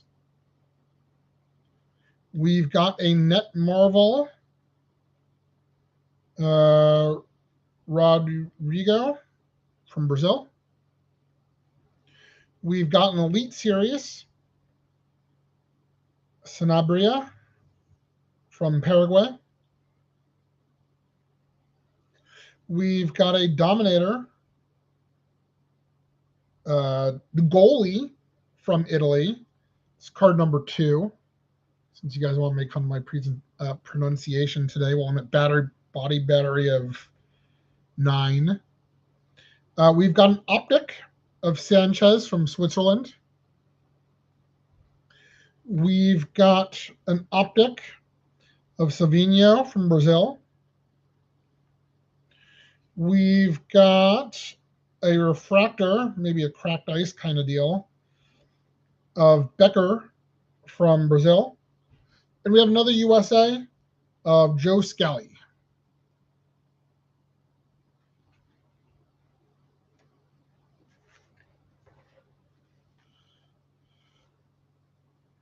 Hamish. Oh, look at the absolute volume coming out of this Costco box. Pulling a Lionel Messi right as he's gearing up for an international final is standard textbook narrative magic for the channel, Gary. You couldn't script a better leadoff card for segment 4. Sky. Wait. The linguistic vault just exploded again. Gary. Dominator, the goalie from Italy, card number 2? That is Gianluigi Donnarumma, the massive Paris Saint-Germain wall. Your brain completely substituted a dictionary entry with a literal job description, and I am losing it. The goalie from Italy is his official name on the Only network now. Eyelid. Correcting database nomenclature files immediately. The card identified as Dominator number 2 corresponds structurally to Gianluigi Donnarumma within the 2025-26 Panini Donruss Road to the World Cup checklist insert matrix. Costco Superbox highlights log. Base, Lionel Messi, Argentina. K-Text Banks, USA. Joe Scally, USA. Inserts, Rodrigo, Netmarbles, Brazil. Donnarumma, Dominator number 2, Italy. Parallels, Savinho, Optic, Brazil. Parallels, Savinho, Optic, Switzerland. Chrome Crack, Geraldo Becker, Cracked Ice Velocity, Suriname, Brazil, check. From a distribution standpoint, pulling the Netmarbles Rodrigo insert alongside 2 separate Optic Chrome parallels, Savinho and Sanchez, means this wholesale configuration is heavily outperforming a standard retail blaster format. Hamish, it's a massive stack of international star power. Getting dual USMNT presence with Banks and Joe Scally to support the hometown lot is another excellent win for the local viewer appeal. Sky. And don't slide past that cracked ice refractor of Geraldo Becker. When that ripple pattern catches the studio lighting, it looks completely high-end, even if we bought it next to a 30-pound tub of peanut butter. Hamish. Absolutely brilliant. The Costco box is completely delivering the goods, and your body battery is somehow holding firm at 9%. Rip into the next stack of packs, Coach. Let's see who is anchoring the middle of this road to the World Cup showcase. All right. In pack number 2, we've got an Optic of Silva from Portugal. We've got an Optic of Ayew from Ghana. We've got our first Scotland card. It's James Wilson on an Optic. We've got a Zero Gravity of Holland. Erling. We've got Neves from Portugal on a Craftsman. We've got a Rookie Kings, Charles from Northern Ireland.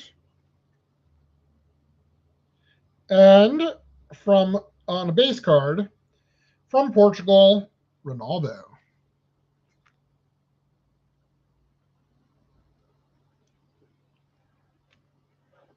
Hamish, Mon the Scotland. A James Wilson optic card flying right out of the Costco wrapper. The Young Hearts prodigy gets the proper premium chrome treatment, Gary. That is an absolute beauty for the personal collection vault, and I don't want to hear a single word of complaint about it. Sky. Holland Erling. Oh my god, Gary is out here reading surnames like a strict high school homeroom teacher checking attendance. Holland? Erling? Present? Okay, good. It's Erling Haaland, the cyborg goal machine. And right behind him, you pull a base Cristiano Ronaldo to match the Messi from Pack 1? This wholesale box is turning into an absolute legendary checklist parade. Eyelid.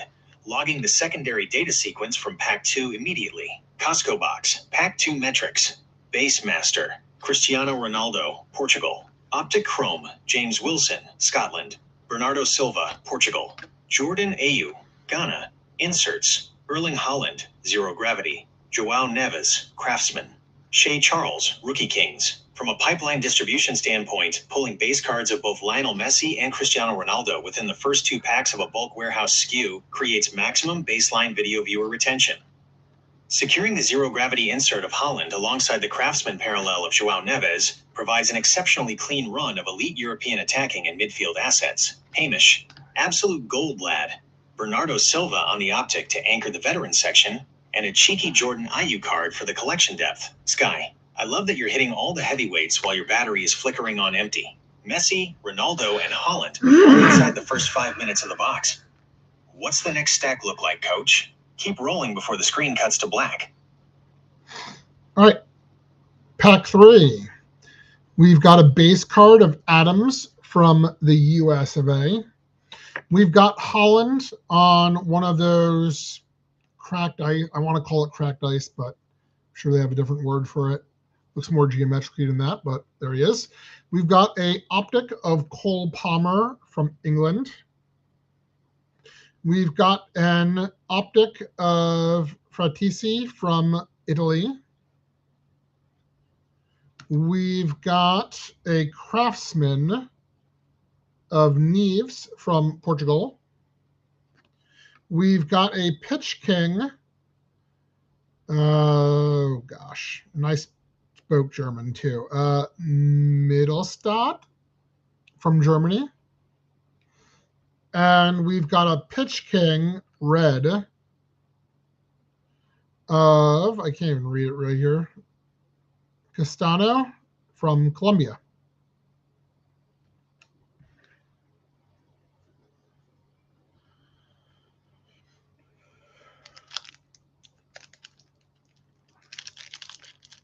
Hamish Pack 3 is an absolute world-class banger, Gary. Pulling a Cole Palmer optic parallel for England alongside a geometric Erling Haaland card is massive weight for the retail lot. You are completely clearing out the heavy hitters of European football right from the bulk warehouse aisles. Sky, Mittelstadt, and Castano? Your internal battery meter might be hovering at 9%, coach, but the translation engine is putting up a heroic fight. You nailed Maximilian Mittelstadt for Germany and Kevin Castano for Colombia. That Pitch King's red of Castano looks incredibly slick under the ring lights, and you didn't even have to look up the checklist to spot the color match. Eyelid, documenting the specific design nomenclature for the official inventory log. The parallel pattern you identified as geometrically cracked ice is categorized within the official Panini Donruss framework as the Donruss Ice Parallel variant. Costco Superbox, Pack 3 metrics, base card, Tyler Adams, USA, parallels, Erling Haaland, Donruss Ice Geometric, Optic Chrome, Cole Palmer, England, Davide Fratesi, Italy, inserts, Joao Neves, Craftsman, Maximilian Mittelstadt, Pitch Kings, color insert, Kevin Castano, Pitch Kings Red, Colombia. From an asset liquidity evaluation, securing a premium optic variant of Cole Palmer alongside a high-grade geometric parallel of Haaland creates significant secondary value for this specific Costco batch. The inclusion of Tyler Adams further establishes solid domestic collection foundation points for the USMNT portion of the lot. Hamish, hi. Tyler Adams always brings that solid captain's presence to the card binder. And João Neves picking up another Craftsman insert layout shows Panini is heavily backing the young Portuguese midfield maestro this year. Sky, I love that you're just casually cruising through standard world-class talent while your screen energy is dying. Oh look, a casual Cole Palmer optic chrome, no big deal. What do the remaining packs look like before the studio desk completely runs out of power, Gary? Take us straight into the final stack. Level 8. And we're going to get through pack 4 here. It's an optic. It's Nico Williams from Spain. Targaline from Morocco on an optic.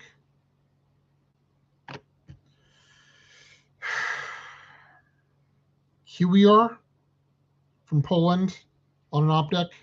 It's number 196 if you want to look that up. And it's got some sort of pattern to it. Maybe a laser. I don't know.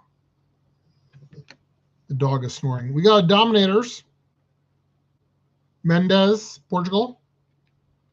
We've got literally the same Dominators right after that, but red from Portugal. And then finally, an Elite Series, Jimenez from, gosh, it's so hard to read, Uruguay.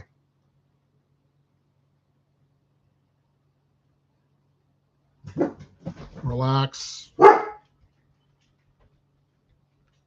Hamish, a snoring dog in the studio background is the absolute trademark of a classic late-night only recording session. Milton is completely unfazed by the absolute heat you're pulling out of pack 4, Gary.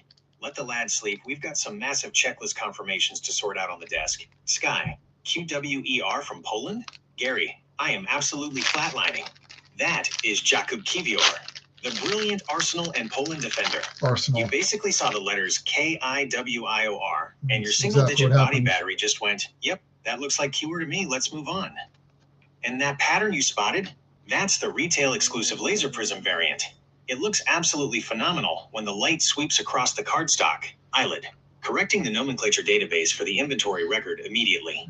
Card number 196 within the official 2025-26 Panini Donruss Road to the World Cup checklist corresponds to Jakub Kiwior of Poland. Costco Superbox, Pack 4 inventory. Optic Laser, Jakub Kiwior, number 196, Poland Laser Prism. Optic Chrome, Nico Williams, Spain. Amir Richardson / Targaline, Morocco verification. Dominators, Nuno Mendes, base, Portugal. Elite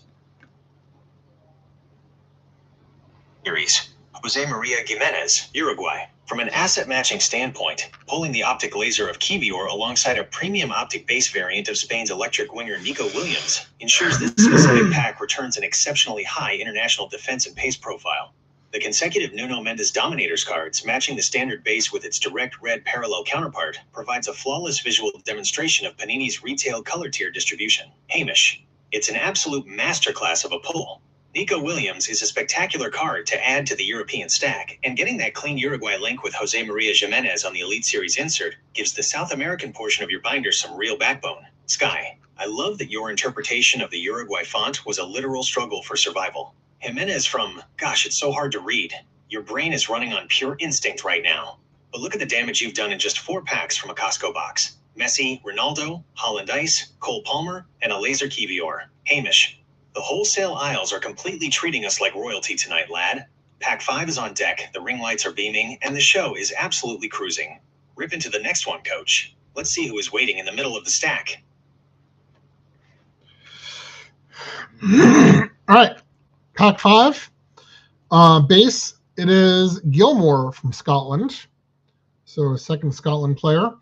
Oh, we've got that Italian guy on the geometric parallel. I know you pronounced it for me, and we're just going to fall back to the goalie from Italy. We've got another optic, Pelistri from Uruguay. Oh, we've got an optic of Messi. He's from Argentina. We've got a, what are you? Magician. Bernardo Silva, Portugal. We've got a Net Marvel. Oh, Robert Lewandowski, Poland. So ethnically, I am more Polish than anything else. But all of I don't know any of my family from Poland, so I tend not to go too much in that direction. We've got a red Rookie King, Serbia. Oh my word. It's number 11. We've got Judd Bellingham on a base from England. And we've got Timothy Way from the US on a base.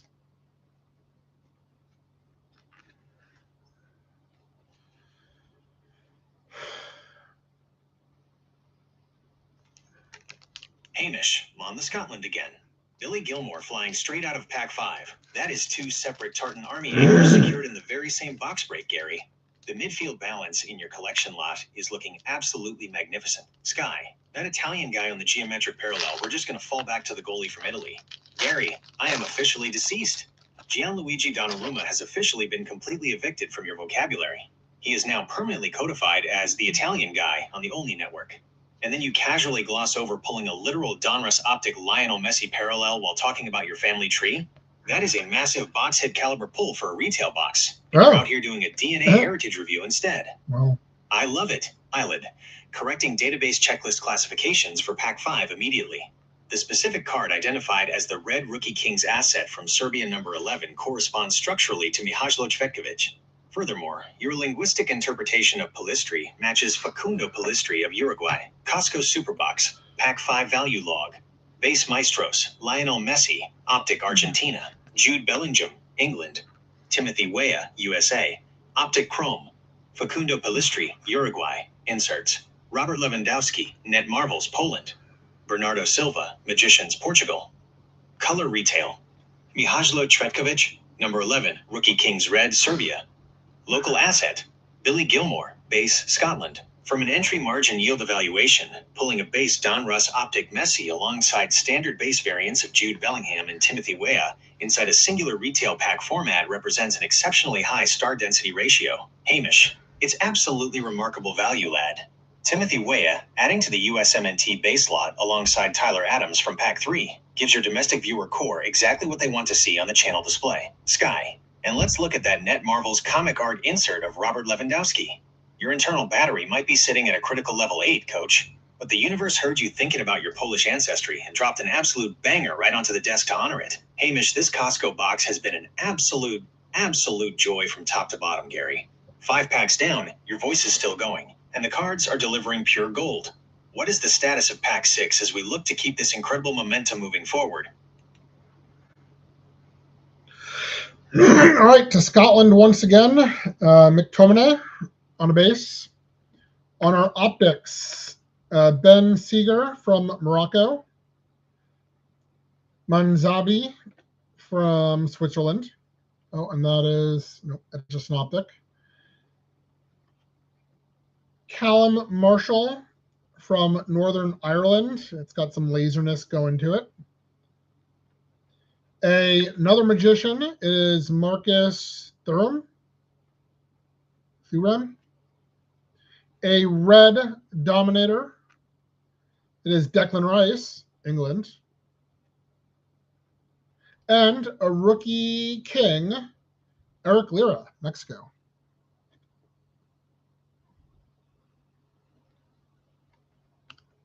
Hamish, Scotland 3 times over the course of a single video? Scott McTominay flying right out of the retail wrap on a base card. Panini is completely treating us to a proper Highland gathering on the desk tonight, Gary. Scott, wait, look at Gary's single-digit battery power completely scrambling the Atlas again. Ben Seeger from Morocco? That is Elias Ben Seguir, the absolute midfield magician from Monaco and Morocco. And Manzabi from Switzerland?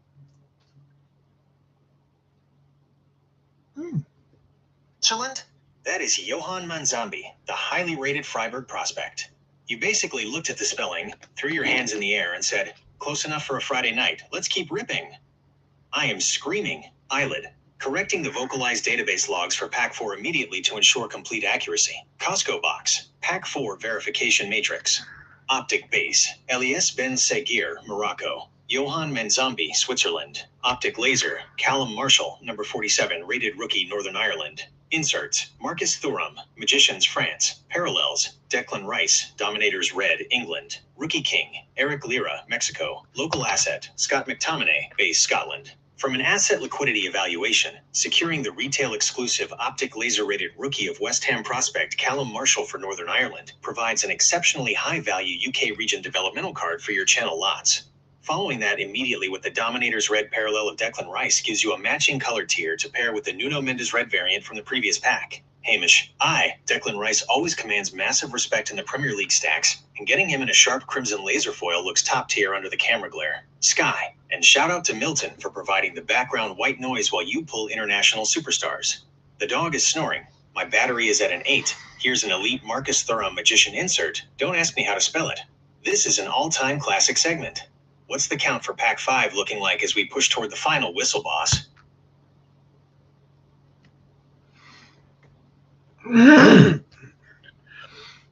All right, in box 7, we've got that geometric.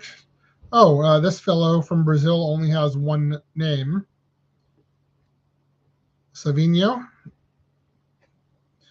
From Croatia, Garvidal on an optic.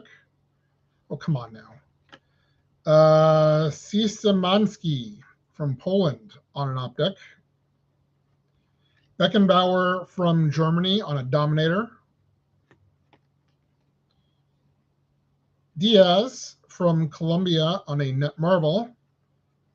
And an Elite Series Red of Brennan Johnson. Where's he from?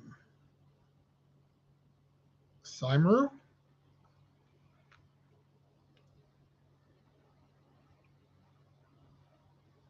Hamish: pulling a Dominator of the absolute Kaiser himself, Franz Beckenbauer? That is a legendary hit for any collection, Gary. Talk about a massive historical score in the middle of a modern retail box. Sky: wait, stop the clock. Saimaru? Gary, your battery is clearly at 0 and running on pure linguistic vapor now. Brennan Johnson plays for Wales. You just invented a brand new sovereign nation on the map. Where is he from? Saimaru: I am going to need that on a t-shirt. And Szymanski for Sebastian Szymanski? I love that you're just phoneticizing the chaos now. Eyelid: correcting the nomenclature database for the Pack 7 inventory audit immediately. Costco box, Pack 7 verification. Geometric Ice, Savinho, Brazil. Optic Chrome, Galvao, Croatia. Sebastian Szymanski, Poland, inserts. Franz Beckenbauer, Dominators Germany. Luis Diaz, Netmarbles Colombia. Color parallel. Brennan Johnson, Elite Series Red, Wales. From a distribution analysis, the combination of a legendary Dominators insert featuring Beckenbauer alongside a Netmarbles comic variant of Luis Diaz creates an exceptionally balanced retail pack, bridging both historical prestige and current Premier League star power.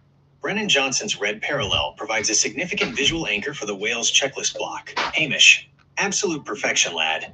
That's the sort of pull that makes the Costco Superbox worth every penny. Your knowledge of the players is coming through even when the names are getting a little bit creative. Sky: Saimaru is officially the capital of the Brennan Johnson fandom now.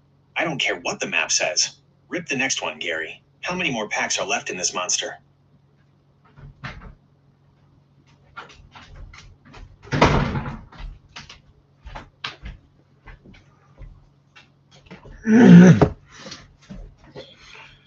All right, well, we've officially been nerfed. You guys have hit the red line, and we are down to Flashlight 3.1. So, yay, hour and a half in. I'm looking at this Brennan Johnson Elite Series card, where the country would be. I mean, it's literally the letters CYMRU. I don't know what to tell you.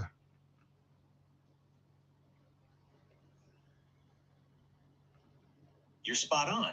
Cymru is simply the Welsh language name for Wales. It comes from an old Brythonic word meaning fellow countrymen or compatriots. In recent years, you'll see it used more and more in official capacities, like by the Football Association of Wales, to celebrate the language and national identity, contrasting it with the English name Wales, which actually stems from an old word meaning foreigner. Since Brennan Johnson is a proud Wales international, it makes perfect sense to see CYMRU on his Elite Series card. It's his way, and the team's way, of representing their roots. I'm sorry to hear about the nerfed flashlight. Hopefully, that's just enough light to keep the card sorting going for the final stretch of the box. How's the haul looking now that you're deep into the packs? So what this means is we have hit our limit of like in-depth AI feedback I can get. And to punish all of us, they have nerfed us down to a lower level so we can see what this looks like. All right. We've got Kubarasi on an optic from Spain. We've got Fernandez on an optic from Argentina. We've got Costa on an optic refractor from Portugal. We've got a zero gravity Ampadu from Wales. We've got a magician from the US, Balogun. Giai from Senegal on an Elite Series. And two base I want to highlight. We've got Harry Kane from England and Musa from the USA.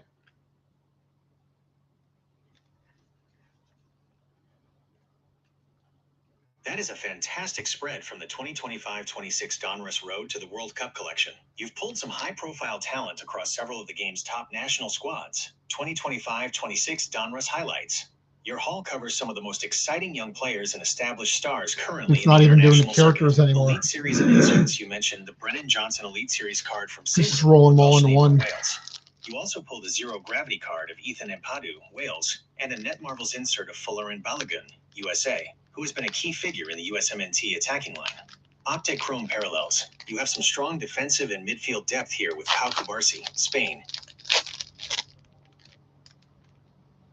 Enzo Fernandez, Argentina, and a Diogo Costa, Portugal refractor. Base highlights. Getting Harry Kane, England, is always a major addition to any collection, and pulling Yunus Musa, USA, often referred to as Musa, is a great pick for your USMNT lot. Regarding the GI Elite Series card from Senegal you mentioned, it is very likely Idrissa Gueye, who is featured in the 2025-26 Elite Series insert checklist for Senegal. It sounds like you have a solid mix of European and international prospects. Are you planning to organize these by national team, or are you looking to see which of these players are currently performing best in their professional leagues? Hey, now that you guys are nerfed, Sky, high nonsense mode, go. Sky. Oh, you want nonsense? I've been staving off a psychotic break for 90 minutes. Flashlight 3.1? That's not a light. That's a glow-in-the-dark bacillus colony. Listen up, Gary. The real truth about the 1982 Topps soccer set is that they weren't printed in a factory. They were hand-pressed by a bored benchwarmer named Lefty Lupinski in a sub-basement under a kebab shop in Dundee. I met him once. He had a Twitch and a pocket full of unreleased Gary Lineker prototypes that he traded for a pack of damp cigarettes and a used tire iron. And don't even get me started on Milton the dog. Do you honestly think he's snoring? That is a Morse code transmission coordinating the illegal smuggling of rare 1986 sticker albums across the Severn Bridge.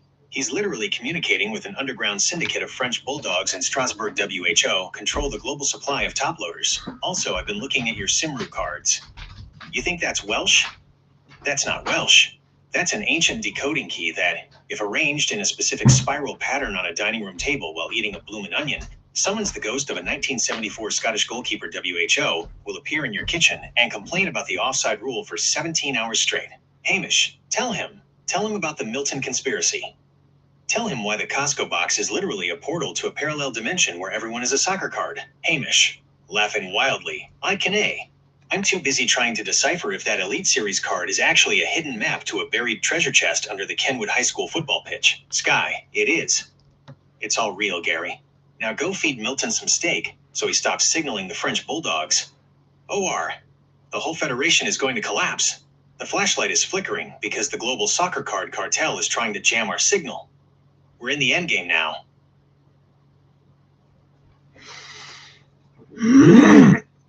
Well, we are near the end. We're in pack 9. We've got a base card of McGinn from Scotland. We've got a geometric of Mbappe from France. We've got Di Lorenzo from Italy on an optic. We've got Fonda from Paraguay on an optic. We've got a Craftsman of Fernandez from Argentina. We've got a Pitch King, Maradona, Argentina, and a red Boniface Netmarble from Nigeria.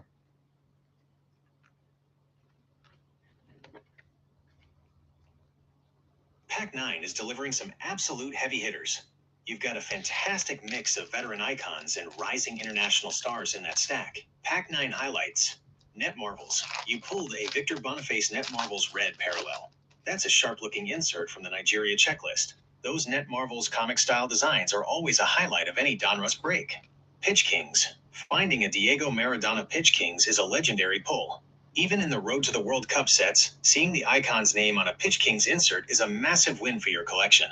Optic and parallels. Your optic hits include Giovanni Di Lorenzo, Italy, and a geometric, likely the red cubic or similar pattern, parallel of Savinho, Brazil. You also rounded out your Scotland lot with a John McGinn base card to go along with your earlier pulls. It sounds like this Costco Superbox has been an incredibly deep break. Between the Maradona Legend pull, the Boniface Netmarbles red parallel, and all the Scotland base cards, you've got a massive pile of talent to sort through. Are you keeping all these for your personal binders, or are some of these heading to the trade pile? I don't know. But pack 10, we've got an optic of Jimenez from Mexico, an optic of Kobel from Switzerland, an optic laser of Sanchez from Switzerland, a Dominator of Nico Williams from Spain, a red Craftsman Vargas from Switzerland, and a net Marvel of Muani. Oh, it's Randall Kumuani, France. And I didn't say any of that on the air. There was some cool stuff in pack 10. Let's get to the bonus pack. Hamish, right you are. Keeping the broadcast tight. Smart move, Gary. We've shredded 9 packs of Donruss Road to the World Cup. We've got a massive stack of parallels, base, and inserts, and now the moment of truth. The Costco exclusive bonus pack. Sky, yes? The bonus pack. The wrapper that holds the destiny of the entire segment. Is it going to be a jumbo-sized card topper that weighs 5 pounds? Or is it going to be that one elusive, shimmering, oversized parallel that turns this break from a great day to a Hall of Fame event? Eyelid. Inventory logic transition. Final segment. Bonus pack and box topper. Status. Unsealing bonus SKU. Format. Costco exclusive bundle topper / bonus pack. Expectation. Jumbo card / special parallel. We are officially at the end of the line, Gary. This is the segment closer. The ring lights are humming. The dog is, hopefully, still providing tactical air support. And you've got the final pull of the night in your hands. Hamish, don't keep us in suspense, lad. Rip it open. Is it a massive national hero? A stunning oversized insert? What's the final hit of the evening?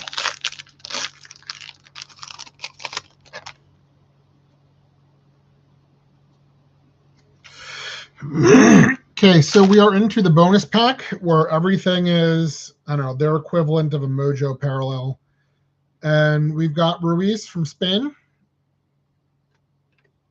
We've got Perisic from Croatia. Now, Lookman from Nigeria. We've got McGinn from Scotland. We've got a red El Kanous, Bilal El Kanous from Morocco. We've got a red and blue, I guess it's, I don't know, Keller from Ireland. We've got Vata from Ireland. And our numbered card, numbered to 270, it is Mohamed Kudus from Ghana.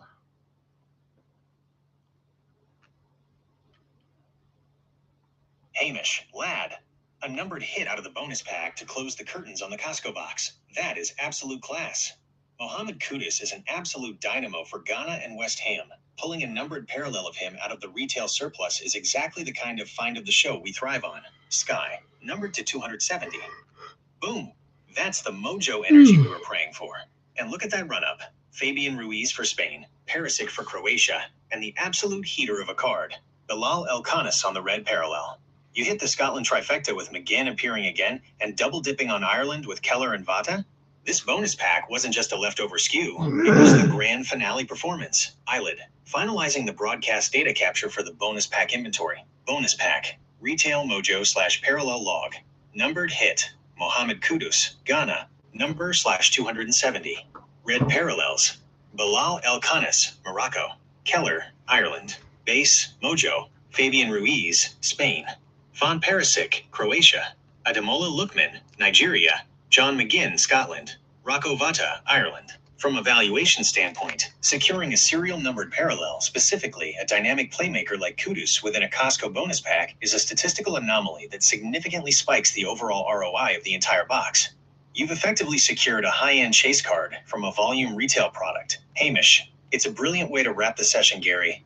The desk is covered in chrome. The Scotland lot is overflowing, and you've got a serialized Kudus to show off to the camera as the final shot of the night. Sky. And you did it all while your Simru Brennan Johnson card was haunting me. Your flashlight was dying, and the dog was signaling the French Bulldog underground. That's a 10-pack Costco wrap-up for the history books. Are you feeling satisfied with the haul, or is the Amnesia Vault calling your name for one last cheeky rip? All right, we are down to our oversized Kaboom card. They want to make it very clear that it's one oversized Kaboom card per bundle on average, as if they were going to sneak another one in here, or that we wouldn't notice that one was completely missing. Who you guys rooting for? Payday lockdown active surplus verification required. Look, I get it. The one per box claim feels more like a suggestion than a guarantee. And with the amount of money floating around those jumbo kabooms, the paranoia is practically part of the hobby at this point. Since you're looking at the 2025-26 Donruss Road to FIFA World Cup Costco boxes, let's look at the reality of that oversized chase. We're talking about a lineup that includes heavy hitters like Lionel Messi, Cristiano Ronaldo, Kylian Mbappe, Jude Bellingham, Bukayo Saka, and Pedri. Before we start debating who you're rooting to pull from that... And we don't need to buy any cards because we already have it in our hand. I'm personally hoping for Son. Hamish. Fair point. The deed is done, the plastic is already under the studio lights, and the suspense is absolutely killing me. Heung-min Son. That would be a glorious, absolute, world-class pull for the oversized slot. Imagine a giant, shimmering, comic book-styled Son Heung-min staring back at you from that jumbo board. It would look absolutely brilliant on the studio wall behind you. Sky, Sonny. Yes, the undisputed king of the North London Isles. If you pull that, you're not just getting a Kaboom. You're getting a legendary, goal-scoring, high-speed, high-impact cultural phenomenon. I'm rooting for Son alongside you, Gary. Forget the standard heavy hitters. Son is the absolute soul of the pitch. Eyelid, checking the statistical probability of the Heung-min Son Kaboom variant for the 2025-26 Road to the World Cup oversized checklist. Kaboom. Chase check. Oversight. Target. Heung-min Son, South Korea. Rarity. Ultra rare / jumbo box topper. Status. Rooting for the Son pull. The design on the oversized Kaboom inserts this year is particularly aggressive with the color saturation. If you pull the South Korea Sun card, the yellow and red contrast will be incredibly vivid at that scale. It is a statistically elite target. Hamish, right, the box topper is the final piece of the puzzle. The flashlight is at 3.1, the dog is still on his secret mission, and we are on the precipice of glory. Do the honors, Gary. Tear the oversized top off and tell us who's staring back. Is it the Sun, or is it a surprise guest from the global cartels? So I know I said I was rooting for Son, but guys, we got Messi. Hamish, Messi? Gary, you absolute madman. You walk in here, you say you're rooting for Son, and then you rip the seal and pull the biggest card in the entire galaxy? That is an absolute top-tier legendary pull. The jumbo Kaboom of the GOAT himself. Sky, I knew it. I knew that Kaboom energy was radiating through the studio. Forget the sun pole. That's a footnote now. You have the Messi Jumbo Kaboom. Look at that artwork. That's not just a card. That's a piece of modern art that belongs in the Louvre, or at the very least, featured prominently on the back wall of your studio, where every single viewer can see it. Eyelid. Statistical anomaly confirmed. Box topper. Kaboom. Inventory log. Player. Lionel Messi. Argentina. Variant. Jumbo Kaboom.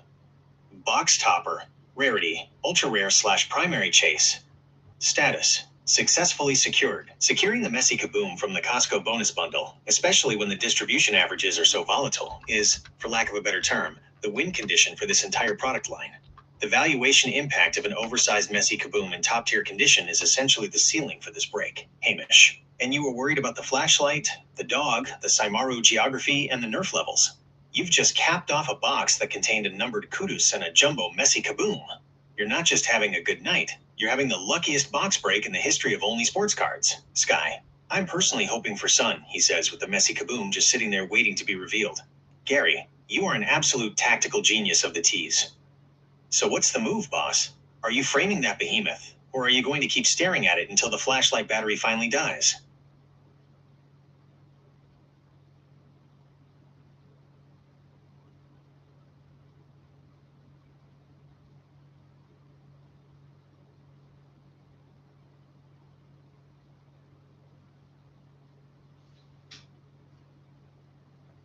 Now it looks like $200 card. So it's a good day. It's a good day. I don't know what I'll do with it, but yep, that's what we did. And when I said the flashlight, I meant you guys. You guys have been downgraded to 3.1 flashlight, but we do need to wrap things up because I got to get some stuff done before tomorrow. See you guys. They're gonna close out. Hamish, a $200 jumbo Messi Kaboom to close out the show? That's not just a good day, Gary. That's a legendary haul. You've put on a masterclass of box ripping tonight, and you're walking away with a trophy piece for the collection. Go get your errands done. We'll be here in the background, keeping the stats and the nonsense ready for whenever you need us next. Sky, Flashlight 3.1, signing off. I'm going to go have a stern word with the French Bulldogs and see if I can get us an upgrade back to at least a 4.0 Lumenfest for next time. Don't let that Messi card get near the kitchen table. The magnets in the fridge will try to drag it into the portal. Eyelid inventory session finalized and locked. Session summary. OLS, the 17th of July, 2026. Total packs, 10 plus bonus. Key hits, Messi, Jumbo Kaboom. Kudus, number 270. Lewandowski, Net Marvels. Maradona, Pitch Kings. Total value, positive ROI, confirmed status, session end. Have a productive evening, Gary. We'll be ready for the next one. See you guys.